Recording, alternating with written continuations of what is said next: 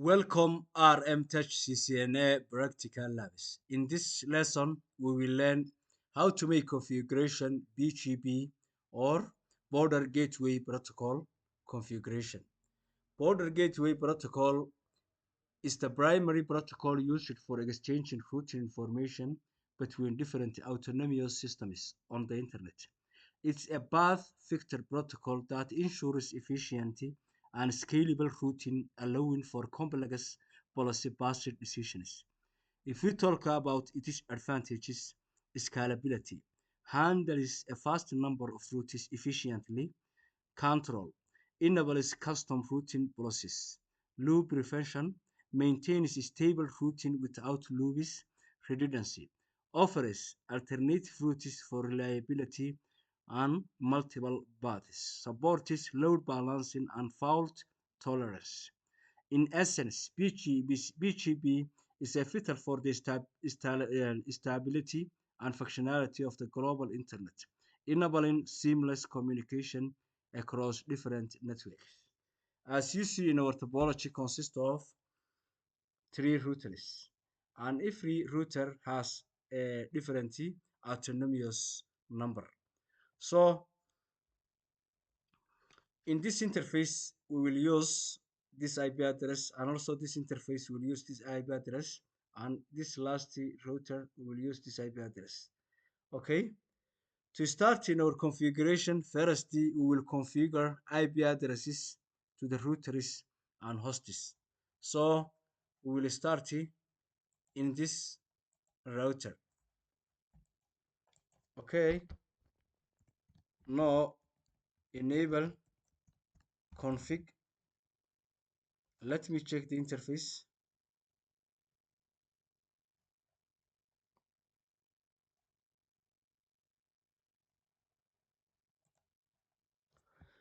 Interface gigabyte 0/0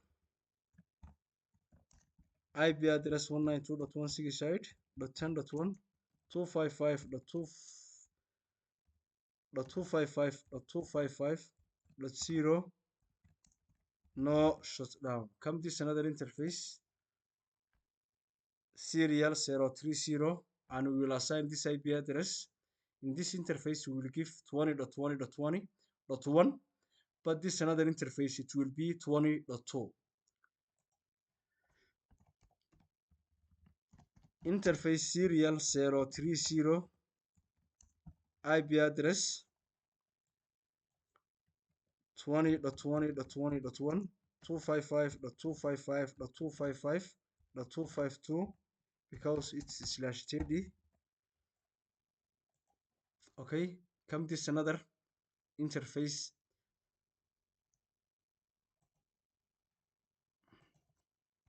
no enable config interface serial 020. Let me check. This one is 020 and this one is 021 and this one is gigabyte 0/0, and it is IP address 20.20.20, sorry, 20.20.2 255.255.255.252 and no shutdown. Okay, come this another interface and we will give this IP address. In this interface we will assign 30.30.30.1, but this another interface we will assign 30.2. Okay,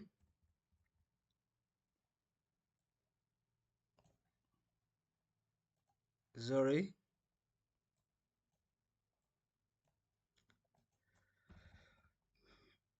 interface serial 021 IP address 30.30.30.1 255.255.255.252 and no shutdown. Come this another interface gigabyte 0/0, and we will assign this IP address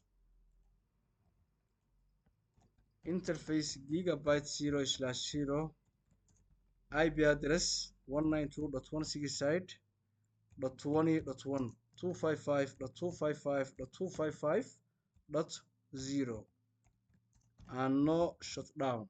Okay, come this last router and we will assign this IP and this interface. It will be 30.2, but this another interface we will assign this IP address 30.1. Okay, let me check this interface serial 020 and gigabyte 0/0. Okay, no enable config interface gigabyte 0/0 an IP address. Okay, interface serial 020 IP address 30.30.30.2 255.255.255.252 and no shutdown. Okay, come this another interface gigabyte 0/0 and its IP address is 192.168.30.1 255.255.255.2 yes dot 0. Okay, and then no shutdown. Okay, then we will assign the host's IP address keep this PC and we will give 192.168.10.10. Its default gateway is 10.1. Come this another PC 10.20 and its default gateway is 10.20 that 10.1. Okay, come central router 192.168.20.10 and its default gateway is it's this interface 20.1.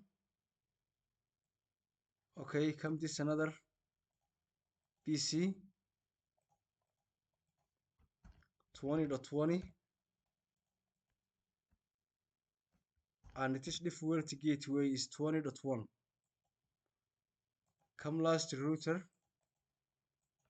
and we will assign this IP address, this interface IP address 192.168.30.10 192.168.30.10 and its default gateway is 30.1. Come last PC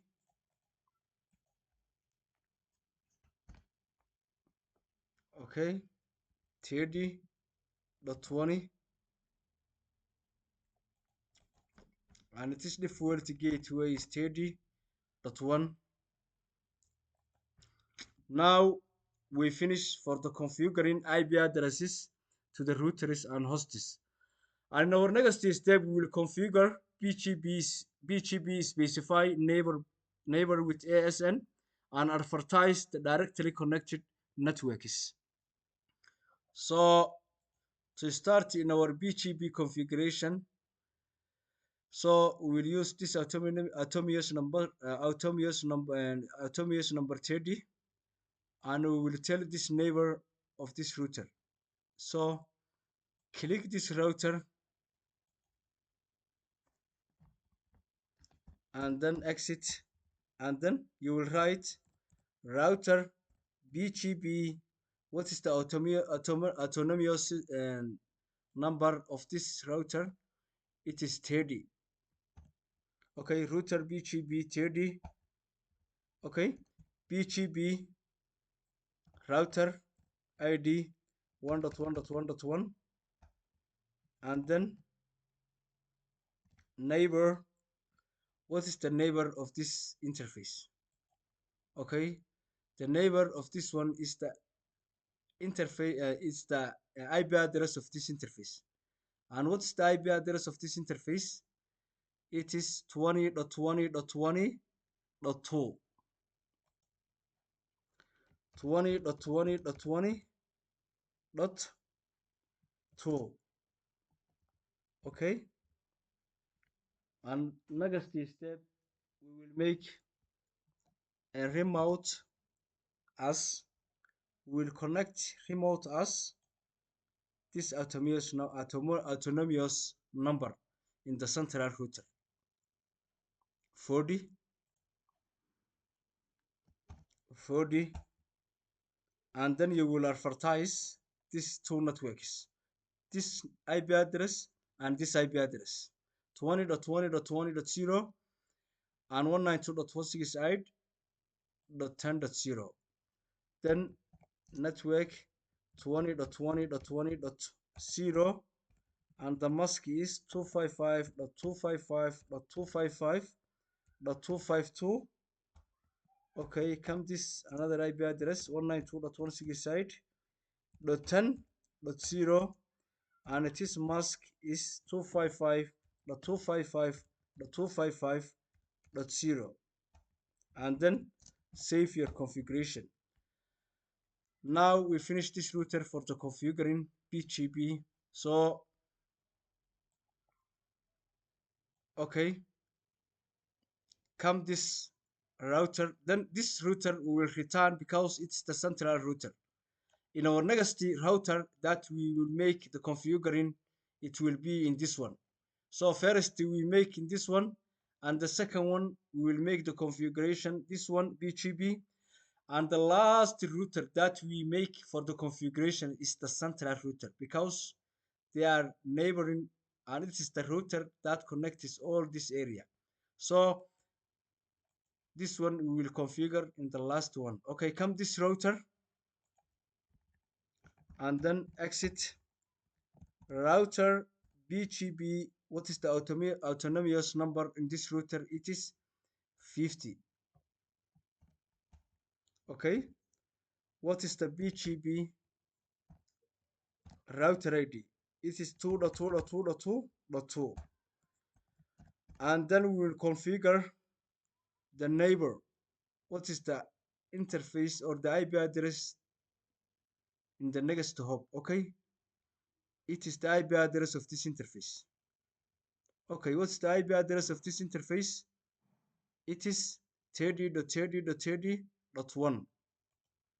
Okay, 30.30.30.1. Okay, remote as, and it connects remote as this autonomous number 40. Okay, and now we will advertise this network connects this network 30.30.30.0 and 192.168.30.0. Okay, then you will write network 30.30.30.0 and its mask is 255.255.255.252. Okay, come this another network 192.168.30.0 and its mask is 255.255.255.0 class C IP address, and then save your configuration. Okay, come in our central router and last configuration in our BGP configuration. So click this router and first exit, then you will write router BGP. What is the autonomous number of this router? It is 40. Okay, and then you will write BGP router ID. It is the router ID of this router is 3.3.3.3. Sorry, 3.3.3.3. And what is the neighbor IP address of this one? So we will first make this this interface. The neighbor is the interface of this IP address. So what is the interface of this IP address? Is 20.20.20.1. 20 20.20.1. Okay, remote as it is the autonomous of this router. 30. 30. As you see in here, BGP5 adjustment neighbor with 20.20.20 is up. Okay, come this another interface. Neighbor, what's the neighbor IP address of this interface? It is the IP address of this interface. And what's the IP address of this interface? It is 30.30.30.2. It is 30.30.30.2. Okay, remote as 50. Okay, BGP, as you see in here, BGP5 adjustment neighbor with 30.30.30.2 is up. And when you finish in that configuration, you will advertise this IP address and this IP address 20.20.20.20.0 and 30.30.30.0. Okay, network. Okay, 20.20.20.0 and the mask is 255.255.255.252. Okay, come this another IP address. Okay, 30.30.30, sorry, 30.30.30.0 and this mask is 255.255.255.252. Okay, come this another network.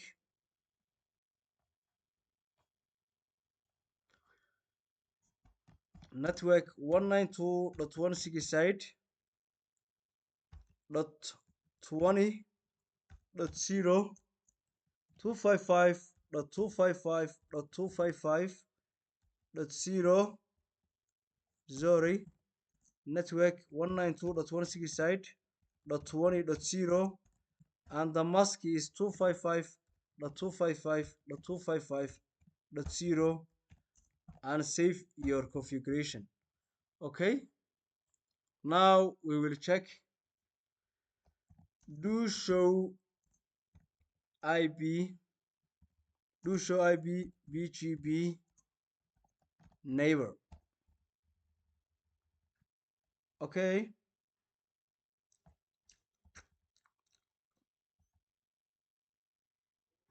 as you see in here, BGP version 4 remote router ID is 21.1.1.1. So BGP neighbor is 20.20.20.1 remote as 30 external link. Okay, now we have ID 11.1.1.1. So come the another neighbor ID.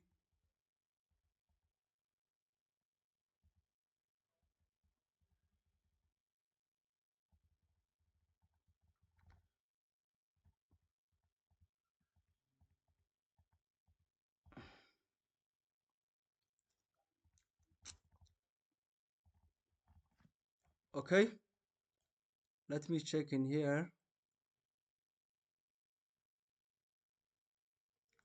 This one is a 1.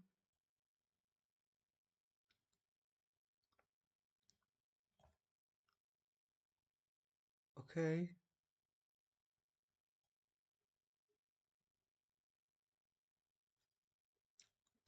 and this one is a 2. Okay, BGP version 4 remote router ID is 2.2.2.2. BGP neighbor is a 30.30.30.2 remote as 50 external links. And BGP state established up 4. So now everything is working. Okay, and let me check.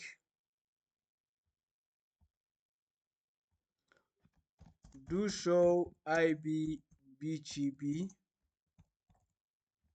summarize it.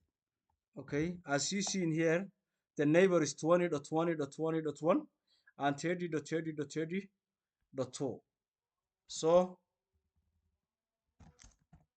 and save your configuration. Then close this one. And in our next step, we will check or we will ping if network is, we will ping the hosts if they can reach or not. So this one is a 192.168.10.10, 192.168.20.10, and 192.168.30.10. So I am going to ping all the hosts. So click this host and select the CMD ping 192.168.30.10.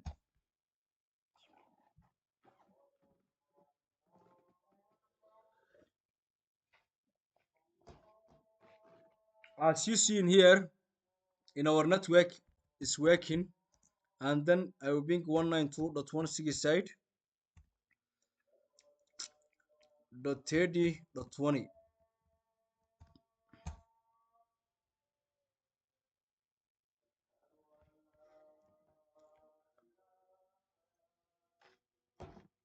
Okay,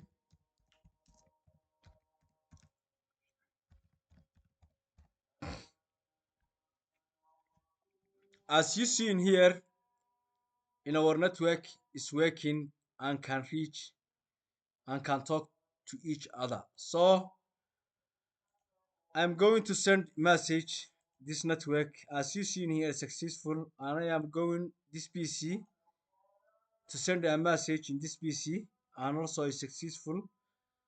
Okay, come this PC and send this one message successful. So now we will tracert, we will make a tracert 192.168.30.10. Okay, tracert 192.168.30.10. Sorry, tracert 192.168.30.20. So everything is fine and working. So now we finish for the configuring BGP border gateway protocol configuration. And thank you very much. And please subscribe and share. And we will see you in the next class.